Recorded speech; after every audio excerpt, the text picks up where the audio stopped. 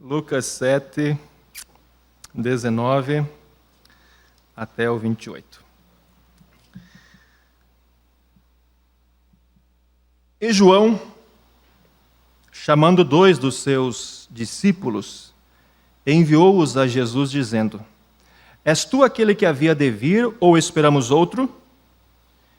E quando aqueles homens chegaram junto dele, disseram, junto de Jesus, João Batista enviou-nos a perguntar-te: És tu aquele que havia de vir, ou esperamos outro? Na mesma hora, curou muitos de enfermidades e males e espíritos maus, e deu vista a muitos cegos. Respondendo então Jesus, disse-lhes: Ide e anunciai a João o que tendes visto e ouvido. Os cegos vêm, os coxos andam, os leprosos são purificados, os surdos ouvem, os mortos ressuscitam, e aos pobres anuncia-se o Evangelho. Bem-aventurado aquele que em mim não se escandalizar. Agora, versículo 24. E tendo-se retirado os mensageiros de João, começou a dizer à multidão acerca de João: Que saíste a ver no deserto? Uma cana abalada pelo vento? Mas que saíste a ver? Um homem trajado de vestes delicadas? Eis que os que andam com vestes preciosas e em delícias estão nos passos reais. Mas que saíste a ver? Um profeta? Sim, vos digo, e muito mais do que o profeta. Este é aquele de quem está escrito: Eis que eu envio meu anjo diante da tua face, o qual preparará diante de ti o teu caminho. E eu vos digo que, entre os nascidos de mulheres, não há maior profeta do que João Batista, mas o menor no reino de Deus é maior do que ele. Amém. Pode assentar.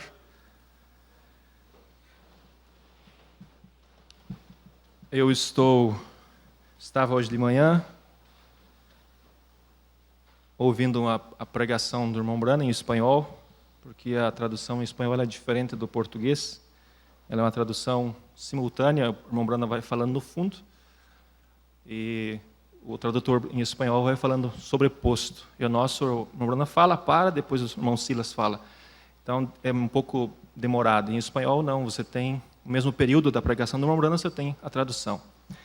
Eu estava sozinho em casa hoje de manhã e eu coloquei no celular, no YouTube, veio essa pregação do irmão Brana, essa mensagem, a bem-aventurança esquecida. E eu quero discorrer um pouquinho sobre o que o irmão Brana fala nessa mensagem, embora eu não vou usar esse título, a bem-aventurança esquecida. Nós olhamos para as Escrituras, desde que o homem foi criado no Jardim do Éden, Deus sempre deu a ele a sua palavra. E o homem viveu pela palavra de Deus. Por isso Jesus disse que nem só de pão viverá o homem, mas de toda a palavra que sai da boca de Deus. Mas com o pecado de Adão e Eva, quando eles pecaram no princípio, Deus prometeu prover um sacrifício, um meio para que Adão, a raça humana, Adão e Eva e todas as suas gerações, pudessem voltar à presença de Deus. Porque Adão e Eva viviam na presença de Deus, mas o pecado causou uma separação entre o homem e o seu Criador, entre o homem e Deus. Deus já não podia mais ter comunhão com o homem. Mas Deus prometeu, naquele dia em que Ele deu aquela sentença a Adão, deu a sentença a Eva e a sentença à serpente, Ele prometeu que enviaria um libertador, alguém que libertaria a raça humana do poder do pecado. E se você olhar para o Velho Testamento, todas as profecias, todos os tipos falam que viria um Salvador, um remidor. Ruth fala disso, o livro de Ruth fala disso, o livro de Abraão, naquela montanha com Isaac, fala disso. A remissão de Israel no Egito fala disso, tudo fala disso, José fala disso, toda a Bíblia ela está recheada mostrando que haveria um libertador. E você olha que passou um período de mais ou menos 3.000 anos da história, Deus prometendo que enviaria um libertador. Porque Deus tem que cuidar da sua palavra, Ele tem que cumprir passo a passo. Deus não pode falar uma coisa aqui e outra coisa lá, Ele tem que ir numa sequência. Deus vai acrescentando revelação sobre revelação, até que chega a total revelação. Mas lá pelo ano 600, eu creio, mais ou menos, antes de Cristo, Deus enviou um profeta chamado Isaías, e lá no seu capítulo 40, Isaías 40, ele traz uma profecia falando que haveria um precursor antes da vinda deste libertador. Antes da vinda do Cristo, haveria um precursor, alguém que viria para precursar a vinda, para apresentar o Messias. E aquela profecia é voz do que clama no deserto: preparai o caminho do Senhor, endireitai as vossas veredas. Esta foi a primeira profecia, creio, falando daquele que viria antes do Messias para preparar o caminho, para que quando o Messias viesse, então ele pudesse apresentar o Messias. A outra próxima profecia que nós vemos está em São Malaquias capítulo 3. Eis que eu envio o meu anjo, vamos ler? Malaquias capítulo 3, é o último livro do Velho Testamento. E é uma profecia muito bonita e eu gosto de olhar para ela, porque ela fala exatamente o ministério de João Batista.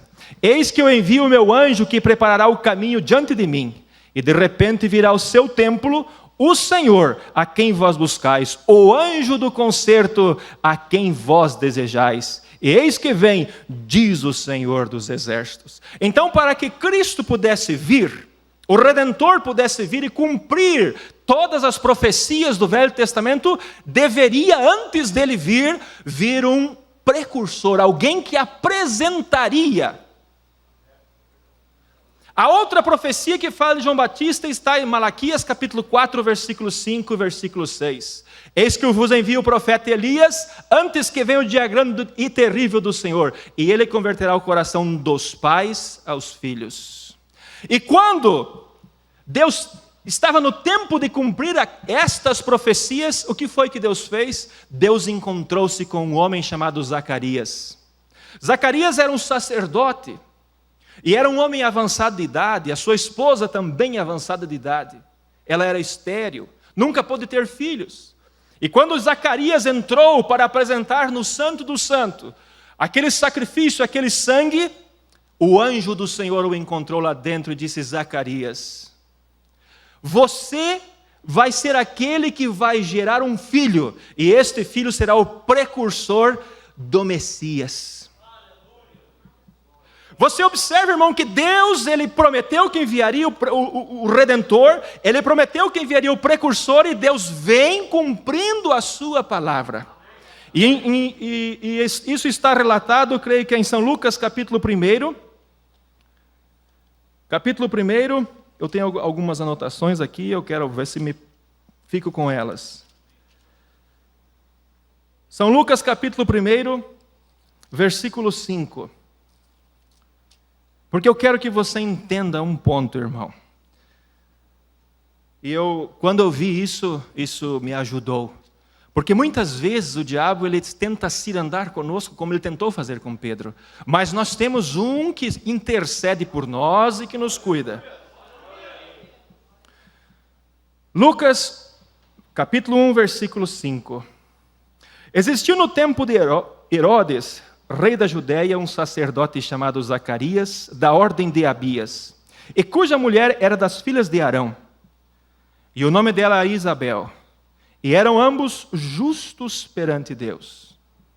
Veja, homens justos, vivendo irrepreensivelmente em todos os mandamentos e preceitos do Senhor, e não tinham filhos, porque Isabel era estéril, e ambos eram avançados em idade. Aconteceu que, exercendo ele o sacerdote diante de Deus, na ordem da sua turma, segundo o costume sacerdotal, coube-lhe a sorte de entrar no templo do Senhor para oferecer o incenso. E toda a multidão do povo estava fora, orando a hora do incenso. Então o anjo do Senhor lhe apareceu, posto em pé à direita do altar do incenso. E Zacarias, vendo-o, turbou-se e caiu temor sobre ele, ficou com medo. Mas o anjo disse: Zacarias, não temas, porque a tua oração foi ouvida, e Isabel, tua mulher, dará um filho, e lhe porás o nome João. E terás prazer e alegria, e muitos se alegrarão no seu nascimento, porque será grande diante do Senhor, e não beberá vinho nem bebida forte, e será cheio do Espírito Santo já desde o ventre da sua mãe. Que promessa! E converterá muitos dos filhos de Israel ao Senhor seu Deus, e irá diante dele. Diante de quem? Do Senhor seu Deus. E irá diante dele no espírito e virtude de Elias, para converter o coração dos pais aos filhos e dos rebeldes à prudência dos justos, com o fim de preparar ao Senhor um povo bem disposto. Eu estou dizendo que havia uma promessa de um Messias, de um Redentor, de um Remidor, mas para que esse Messias entrasse em cena, Deus tinha que enviar um precursor. Esse precursor foi João Batista. A Bíblia está colocando, posicionando ele ali. Esse homem, ele seria cheio do Espírito Santo desde o ventre da sua mãe. E quando Isabel concebeu até o 6º mês, mais ou menos, a Bíblia diz que ela não sentia aquela criança se mexer no ventre. E uma criança, creio que ela começa a se mexer lá pelos 3, 4 meses, já dá para se perceber. Mas até o 6º mês daquela criança, ela estava como morta. Oh, irmão! Deus conhecia eu e você desde antes da fundação do mundo. Ele nos formou na sua mente. E nós viemos ao mundo, mas nós estávamos mortos nos delitos do pecado. Mas nós éramos gerados por Deus, nós somos a sua promessa, nós somos os seus filhos, nós temos o direito. Mas nós estávamos mortos. E aquela criança também não se movia. Mas um dia o anjo do Senhor, diz a Bíblia, no 6º mês da gravidez de Isabel, o anjo do Senhor apareceu para Maria e disse: ó, você é agraciada. Ora, se o precursor estava vindo, tinha que vir o Messias. E quando o anjo do Senhor deu aquela incumbência para Maria, Maria disse: eu vou visitar Isabel, minha prima. Eu também ouvi dizer que ela está grávida. E o irmão Branham relata isso muito bonito, eu creio que na mensagem A Criança de Maria. Maria vai, e quando ela chega onde está Isabel, quando Isabel ouve a voz de Maria, ela disse: como assim que venha me visitar a mãe do meu Senhor? Como assim? E Maria disse: um anjo do Senhor me encontrou. Oh, o anjo do Senhor me encontrou e disse: você vai gerar aquele que é o Redentor, o Messias, o Cristo, e o seu nome será chamado Jesus. Quando esse nome foi mencionado, aquela criança no ventre de Isabel começou a saltar e a pular. Quando você estava e eu estávamos mortos no sistema denominacionais, Trindade, batismo, Pai, Filho e Espírito Santo, e tudo isso nós estávamos lá. Mas quando a mensagem veio, e esse batismo em nome de Jesus Cristo veio, então você disse: sim, Senhor, eu estou vivo. Por isso, irmão, que você não ficou no sistema denominacional morto. O sistema denominacional está morto, mas nós temos vida pela palavra de Deus. Por este nome que é precioso, o nome que é sobre todos os nomes. Por isso, irmão, nós temos que viver agradecidos, confiantes. Você não é pouca coisa. Eu não canso de dizer isso, eu creio que eu digo isso em todas as pregações. Nós não somos pouca coisa. Mas o diabo, ele quer judiar de nós. Ele quer dizer: você não serve para nada. Veja, o diabo é astuto. Olhe para João Batista, todas as promessas que vinha mostrando que ele era o precursor. Então, quando João Batista tinha lá pelos seus 8 anos de idade, morre seu pai, morre sua mãe, nós não sabemos, a Bíblia não relata isto, mas lá pelos seus 8 anos de idade ele foi para o deserto. Porque Deus tinha que moldar o caráter dele, irmão. Nós passamos pelo deserto. Quantas vezes você está sozinho? Mesmo rodeado de pessoas, mas você se sente sozinho. Mas nós precisamos passar pelo deserto, porque lá no deserto onde Deus forma o seu caráter em nós. Por isso Paulo diz, não estranheis as ardentes provas que vêm sobre vós, porque é através delas que Deus vai formar em você o caráter de Jesus Cristo. Agora, irmão, a prova, ela não desqualifica você. Os problemas que você passa não te desqualifica. Mas pelo contrário, nós temos que olhar para isto como algo que nos posiciona, nos coloca em posição. Se eu estou passando por problemas, eu não cometi pecado, eu não cometi erros, eu estou passando por problemas, é porque Deus está querendo formar em mim o seu caráter. João Batista foi para o deserto e ficou lá. Quando ele tinha mais ou menos 30 anos de idade, o anjo do Senhor o encontra lá. O que está fazendo, João Batista? É hora de voltar, vamos voltar. Vamos voltar, João Batista. Sim, Senhor, eu estou aqui, eu sei porque eu nasci. Eu sei porque eu vim a esse mundo. Você sabe, irmão, por que você veio a esse mundo. Você veio para dar testemunho de que Deus ainda é Deus. No meio de todos esses problemas que nós estamos, de todas as classes, nós podemos ter um descanso, algo que nos consola, que nos dá uma noite boa de sono, tranquilidade, porque nós temos um Deus que vela por nós. Por isso o Salmo 91 diz, 1000 cairão ao teu lado, 10.000 à tua direita. Ó irmão, pensa, para. Vamos dizer que nós estamos aqui todos, 1000 pessoas à minha esquerda, 10.000 à minha direita. E cai o primeiro lá, vamos dizer, o 10.000 lá cai. E cai o 1000 aqui. E a coisa vem vindo. Cai o 9.999, cai o 999, e vem vindo. E vem vindo. E aí vai chegar aqui primeiro, porque aqui é só 1000, aqui é 10.000. O que nós pensaríamos? Quando você visse, falta 10, falta 9. Será que a nossa fé pararia na mesma posição e diria, 1000 cairão ao meu lado, 10.000 à minha direita, mas eu não serei atingido? Essa é a fé que nós temos que ter, irmão. Bruno diz assim, se subir um de Jeffersonville, este sou eu. Por quê, irmão? Porque você é perfeito? Não, porque eu tenho um Deus que é perfeito. Se subir um de Chapecó, irmão, você tem que dizer, esse sou eu estou me preparando para isso, eu estou caminhando para isso, eu fui chamado para isto, e eu estarei lá. Irmão, eu estarei lá, não importa o que o diabo tente fazer. Porque ele me chamou, não foi eu que disse, hoje eu vou ser crente, eu não queria saber. Mas um dia, irmão, um dia ele me encontrou. Um dia ele te encontrou. Você não é pouca coisa, você é aquele que está cumprindo as profecias de Deus para este tempo. Glória a Deus. Você é aquele que está cumprindo as profecias de Deus para esse tempo. Porque o irmão disse assim, haverá uma noiva. Haverá uma noiva. Onde está essa noiva? Eu não consigo ver, irmão podia dizer, eu não consigo ver. Mas ela está aqui, caminhando pela mensagem do William Branham, pela mensagem do precursor da segunda vinda de Cristo. Quando o anjo encontrou João Batista no deserto, ele disse, vai João Batista, porque o Messias está na terra. E ele precisa ser apresentado e você nasceu para isto. E eu vou te dar o sinal. Quando você vir um homem vir para ti e ser batizado no Rio Jordão, porque você vai para o Jordão e começa a batizar as pessoas. Quando você ver um homem vindo para ti, e a pomba, o Espírito Santo descer sobre ele, você pode apontar o teu dedo de profeta e dizer, eis aí o Cordeiro de Deus que tira o pecado do mundo. Que promessa, irmão.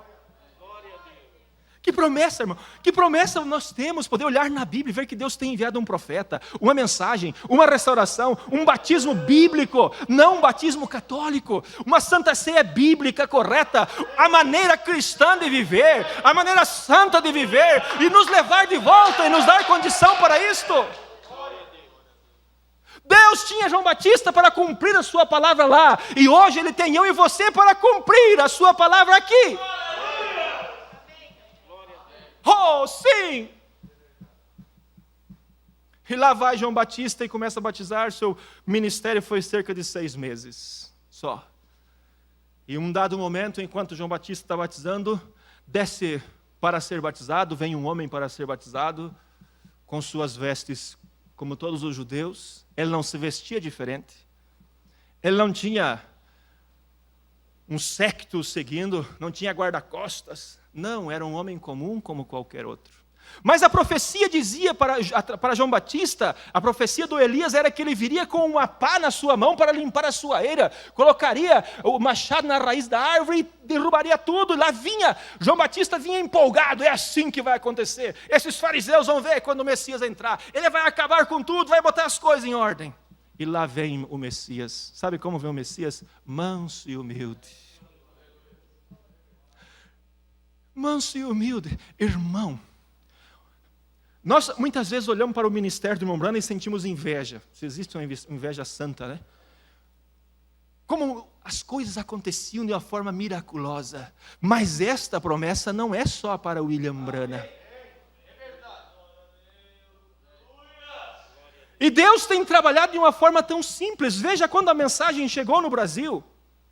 Havia a questão do comunismo e todas essas coisas, e a profecia dizia o quê? A mensagem entrará despercebida e alcançará os eleitos. Aleluia. William Branham nunca veio ao Brasil. Mas a mensagem que Deus pregou através de William Branham, usando aquela voz, não o homem, porque William Branham era homem como eu e tu, mas aquela voz, aquele ministério, ela chegou nos nossos lares, ela bateu na nossa porta, e aqui nós estamos para servir a Deus, até o dia em que Ele nos chamar. Deixa o diabo ficar com as suas invejas, com as suas porfias, com os seus enganos, deixa ele, mas você permaneça firme na palavra de Deus. Se 1000 caiu do teu lado, 10.000 à tua direita, não se importe, tu não serás atingido, eu não serei atingido. Porque esta promessa é para mim. Lá está João Batista batizando, enquanto ele está batizando, desce um homem simples, comum, como qualquer outro, e quando ele vem, é batizado, aquele sinal cumpre-se sobre ele. E então João Batista diz, eis aí o Cordeiro de Deus que tira o pecado do mundo. Cumpriu o seu ministério. Acabou. Acabou. E aí alguém vem e diz para João Batista, acabou o teu ministério. Sim, importa que eu diminua e que ele cresça. Agora vem a parte que eu quero que você observe, já quase foi meu tempo, mas deixa só mais uns 5 minutos. João Batista era cumprimento das Escrituras, veio sobre o sinal, cheio do Espírito Santo desde o ventre da sua mãe, mas agora João Batista vai para onde? Por causa da sua pregação, vai para o cárcere. Herodes, diz a Bíblia, de todos os males que Herodes fez, ainda este mal ele acrescentou, mandou prender João Batista. E enquanto João Batista está no cárcere, os seus discípulos ficam observando a obra do Messias. Nós não sabemos quanto tempo João Batista ficou no cárcere. Mas um certo dia, o diabo, como diz o Romano nessa mensagem, a bem-aventurança esquecida, o diabo começou a trabalhar e começou a fazer João dizer assim, mas o Messias era para vir com a pá na sua mão e limpar a sua eira. Eu olho para o seu ministério, é um ministério simples, entre as pessoas. Onde está? Será que realmente era o Messias? Irmão, quantas vezes o diabo vem na tua mente e diz assim, será que você realmente é eleito? Vem ou não vem? Tiago diz assim, olha, no livro de Tiago, capítulo, eu não tenho essa escritura anotada, mas eu vou ver se eu acho aqui.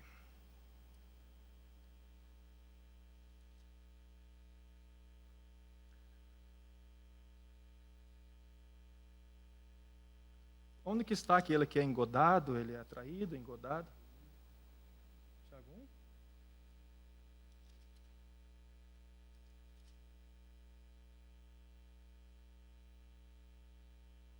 Aí está, achei. Isso aí mesmo, pastor Daniel. Ninguém, sendo tentado, diga, de Deus sou tentado, porque Deus não pode ser tentado pelo mal e a ninguém tenta. Agora, o versículo 14. Mas cada um sendo tentado. Tiago não disse assim, cada um de vocês sendo tentado. Ali está intrinsecamente colocado, nós somos tentados. Todos nós. Cada um de nós, quando nós somos tentados pelo diabo. Ou você acha que o pregador não é tentado pelo diabo? Que o músico não é tentado pelo diabo? Agora uma coisa, irmão. Deixa-me tentar explicar isso de uma forma bem simples. Nós temos sempre uma confusão.